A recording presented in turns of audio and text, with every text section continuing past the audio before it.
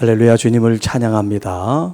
성탄 축하 예배 말씀입니다. 오늘 본문 말씀 누가복음 2장 1절로 7절 말씀, 구유에 뉘었으니라는 제목으로 함께 말씀을 나누겠습니다. 우리가 이제 성탄절이 되면 사실 본문이 그렇게 많지 않기 때문에 중복되고 또 이제 연결되는 그런 말씀들이 이제 주어지지만, 저는 이 본문의 내용을 가지고 오늘 우리의 삶 속에서 어떻게 적용하는가, 거기에 더 관심이 있어요. 예수님께서 이 땅에 오셨을 때 어떻게 오셨는지, 어떤 상황에 오셨는지는 우리가 너무나 잘 알지만, 예수님께서 어떤 가치와 의미를 지니고 이 땅에 오셨는가, 그것이 성탄절에 그냥 본문 메시지니까 전하는 게 아니라 우리의 일생의 신앙생활 속에서 늘 간직해야 될 중요한 가치라고 생각을 합니다. 오늘 여기 본문 이 누가복음의 말씀도 예수님께서 우리에게 주신 첫 번째 메시지라고 할 수가 있어요. 물론 아기 예수니까 그분이 어떤 말로 우리가 듣게 메시지를 전하지 않았지만, 마리아라고 하는 한 여인에게 이제 잉태가 돼서 태중에 있는 그 태아로부터 또 이제 출산일이 돼서 출산해서 이 세상에 응애하고 태어난 어떤 그 이제 시점으로부터 성장 과정, 그리고 공생에 이르는 이 일련의 예수님의 모든 삶은 다 우리를 향한 메시지다. 저는 그렇게 생각을 합니다. 꼭 말을 해서 메시지가 아니라 어떤 모습으로 또 어떻게 이 땅에 예수님께서 마리아를 통해서 잉태되고 출산하고 또 그 출산한 과정이 어떤지, 이 모든 것이 예수님이 우리를 향한 메시지를 지금 주고 계시다라고 생각합니다. 오늘 본문에는 물론 나오지 않지만 예수님의 그 잉태 자체가 하나님이 우리에게 던지는 아주 중요한 메시지란 말이에요. 여러분, 이 땅에 어떤 사람이 남자 없이 또 여자 홀로 출생한 사람이 누가 있어요? 이 자연의 법칙을 아무리 초자연적인 어떤 현상이 있다 할지라도 여자 혼자 임신을 하고 출산을 한 사람은 역사 이래 아무도 없어요. 몰라서 그렇지 거기에는 누군가 남자가 있었기 때문에 이제 임신을 하고 잉태를 하고 출산을 했죠. 여자 혼자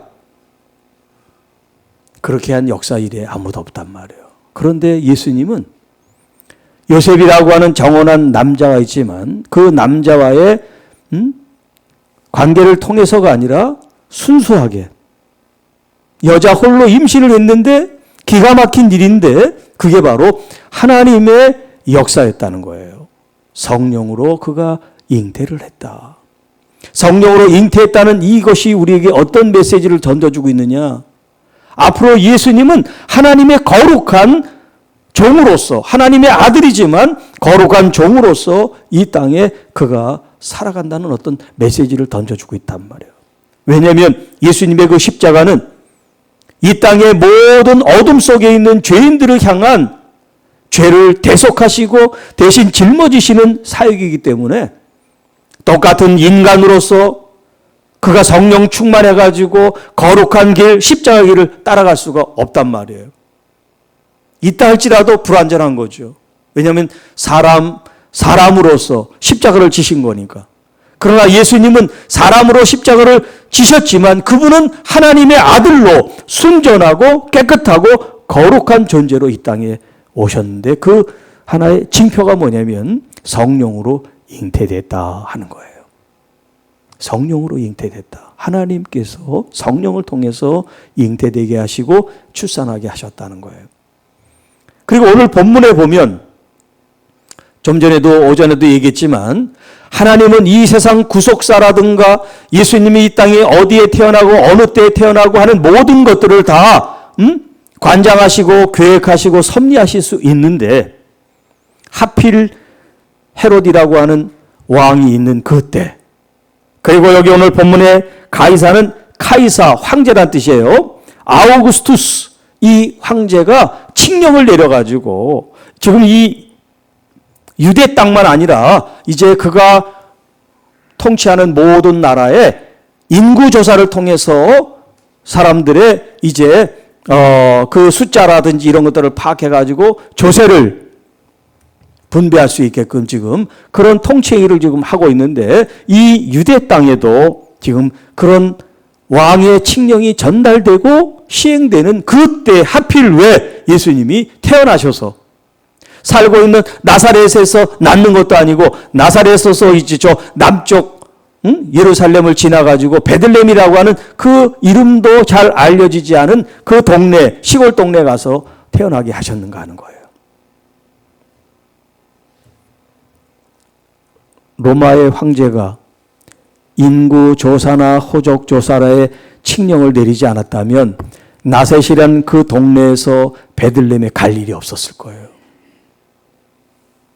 그런데 그 호적을 통해서 지금 이 베들레헴에 갔는데, 이 베들레헴은 사람들한테 잘 알려지지 않았지만 마태에게는 아주 중요한 이 지역적인 모티브가 있는 거예요. 자, 마태복음 1장 1절이 어떻게 시작합니까? 아브라함과 다윗의 후손 예수 그리스도의 계보라, 이랬단 말이에요. 아브라함과 다윗. 물론 유대인 전체는 다 혈통적으로 보면 아브라함과 다윗의 후손일 수 있죠. 큰 의미로 보면. 그런데 좀 더 세부적으로 들어가면 다윗이 어디서 태어났냐면 베들레헴에서 태어났단 말이에요. 다윗의 고향이 베들레헴이에요. 예수님께서 나사렛이라는 그 동네에서 출생을 하셔도 되고 하실 뻔했는데 하지 않고 이 호적 정리를 통해서 북쪽에서 남쪽으로 내려오셔가지고 베들레헴이라고 하는 이 요셉의 고향 땅에서 예수님이 출생을 하시게 됐단 말이에요. 이게 우리에게 주는 메시지, 사인이 거기에 있어요. 어떤 메시지일까요? 예수님은 이 땅에 왕족, 이 다윗의 왕의 혈통을, 육신적인 혈통이 아니라 영적인 왕권을 가지고 이 땅에 오시는 하나님의 아들이다라고 하는 것을 우리에게 이 베들레헴이라고 하는 이 장소, 출생지를 통해서 말씀하고 계시단 말이에요. 더군다나 이 베들레헴에는 어떤 지역의 뜻이 있습니까? 베트라고 하는 것은 하우스, 집이죠. 레헴은 빵이란 말이에요. 브레드. 그들이 늘 먹는 빵. 빵집이 바로 베들레헴이에요. 예수님은 자신을 가리켜 생명의 떡이다. 근데 번역상 떡이 아니라 밥이에요. 우리로 말하면 밥. 그 사람들 말하면 빵이고, 늘 먹는 주식을 가리키니까 늘 먹는 양식. 예수님은 밥이다, 빵이다 이렇게 말씀하신단 말이에요. 그냥 빵이 아니라 생명의 빵이 되신다, 생명의 양식이 되신다, 이렇게 표현하고 계시단 말이에요. 그러니까 베들레헴이라는 이 빵집에서 태어나셔서 예수님 자신이 우리에게 육신의 빵이 아니라 영혼의 빵을 공급하시고 그 영원한 빵을 먹는 우리들이 영원히 죽지 않고 살리라라고 하는 것을, 메시지를 지금 이렇게 던져주고 있다는 거예요. 그 다음 오늘 본문에 보면, 자, 베들레헴에 내려왔는데 이제 해산이 되고 출산할 이제 산기가 도는데 빨리 어딘가 거처를 정해야 되는데 거처가 정해질 수 없단 말이에요. 지금 급한데 곳곳마다 사람들이 가득가득해서 빈 방이 없는 거예요. 빈 방. 그래서 할 수 없이 이제 마국간에, 짐승이 눕는 그런 마국간에 가서 출산을 하고, 그 다음에 먹이통 구유에 예수님이 이제 마치 요람처럼 거기 안기게 됐다 하는 거예요. 유럽에서는 이제 이 예수님과 관계된 동화가 하나 내려오는데 그게 새 나무 이야기라고 하는 동화가 전래동화처럼 내려오고 있어요.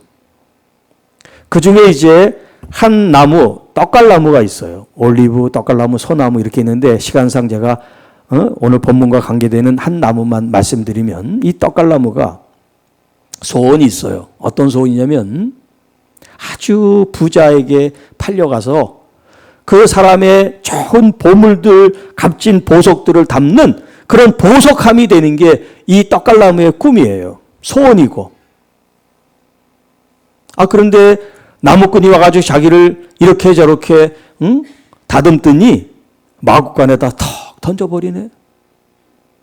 그리고 거기에 여물 같은 걸 놔서 이런 소나 돼지나 와서 그것을 다 먹는 먹이통으로 자기를 쓰는 거예요. 너무나 가슴이 아픈 거야. 자기는 화려하게 가치 있는 그런 보석들을 담는 그런 함이 돼서 화려하게 멋지게 살고 싶은데 아무도 알아주지 않는 마곡간에 먹이통으로 자기를 써버리니까 너무나 절망스럽고 살고 싶은 마음이 생각이 안 드는 거예요. 그런데 어느 날 사람들이 보통 짐승들이 왔다 갔다 했는데 사람들이 왔다 갔다 하는 거예요. 그리고 배부른 여자가 있는데 헉헉대다가 응애하고 애를 낳는 거야. 아니 그리고 그 애를 뭔가 부재기에 싸가지고 자기 위에 싹 올려놓네. 알고 보니까 그분이 아기 예수셔. 하나님의 아들이래. 그때 깨달았어요. 자기가 보석함이 돼서 가장 값진 것을 담고 싶었는데 자기가 지금 이렇게 천하게 쓰임받지만 하나님은 그 천함 속에 가장 귀한 것을 담도록 자기를 예비해서 아기 예수님을 받을 수 있는 구유로 만들었다는 그런 얘기예요. 이거는 하나의 전래 동화이긴 합니다만 이 세상에 가장 화려하고 가장 비싸고 가장 좋은 것을 담는 보석함보다 비록 시간적으로는 아주 짧은 시간일지 모르지만 하나님의 아들을 잠시 동안이라도 품을 수 있었다는 것. 그분이 잠시라도 쉬어갈 수 있었다면 그 어떤 것으로도 이 가치를 바꿀 수 없다는 걸 이 떡갈나무 구유는 알았던 거예요.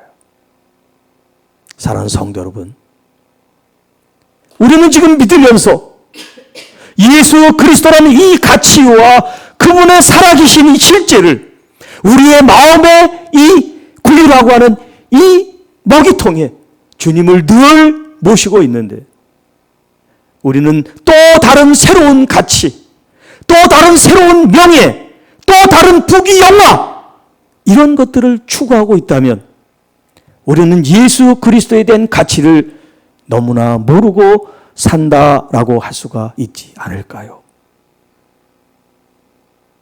진짜 예수님이 내 안에 계신데 그 주님을 내가 사랑으로 모시고 구유통처럼 주님이 내 안에 거하시도록 내드렸는데 우리는 여전히 다른 데를 보고 여전히 다른 것에 가치를 두고 살아간다면 내 안에 계신 예수님을 우리가 외면하는 거고 예수님을 우리가 따르지 않는 거고 예수님을 바라보지 않는 게 되는 게 아닌가 하는 겁니다.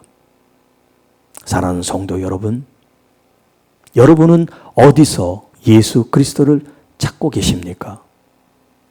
무엇을 해야 그 가치를 이룬다고 생각을 하십니까? 여러분 다 부질없는 거예요. 그런데 마음과 신경을 쓰지 마세요. 아주 심플하고 간단합니다. 여러분 마음이 구유가 되면 됩니다. 보석상자를 원하지 마세요. 주님이 나와 함께 계시는 구유가 돼서 냄새가 나도 괜찮습니다. 더러워도 괜찮습니다. 주님께서는 우리를 깨끗하다고 말씀하세요. 우리를 거룩하다 말씀하세요. 이제 내가 모신 주님이 더 낮은 곳을 향하여, 더 아픈 곳을 향하여, 더 눈물 흘리는 곳으로 향하여 그 시선을 두고 계실 때 나도 함께 나의 눈을 돌리고 나의 손을 뻗치고 나의 발길을 그쪽으로 향한다면 여러분은 진짜 그리스도인이고 주님을 가장 닮은 교회와 성도들이 될 거라고 믿습니다. 기도하겠습니다. 하나님 아버지, 감사합니다. 우리가 이 땅에 하나님, 그 하나님이 인간의 몸을 입고 오신 아기 예수님을 내 마음의 구유에 강보를 싸서 주님을 모시고 잠시 잠깐이 아니라 우리가 주님 부름 앞에 갈 때까지 내 마음에 주님을 모시고 낮은 곳을 향하여, 아픈 곳을 향하여, 고난과 고통을 당한 사람들을 향하여 우리의 마음과 손길과 발길을 쏟을 수 있도록 하나님의 교회들, 하나님의 자녀들, 성도들을 일깨워 주시고 하나님 예수 그리스도께서 이 땅에 오신 목적과 그 삶의 모습들이 우리를 통하여 다시금 나타나고 열매 맺게 하옵소서.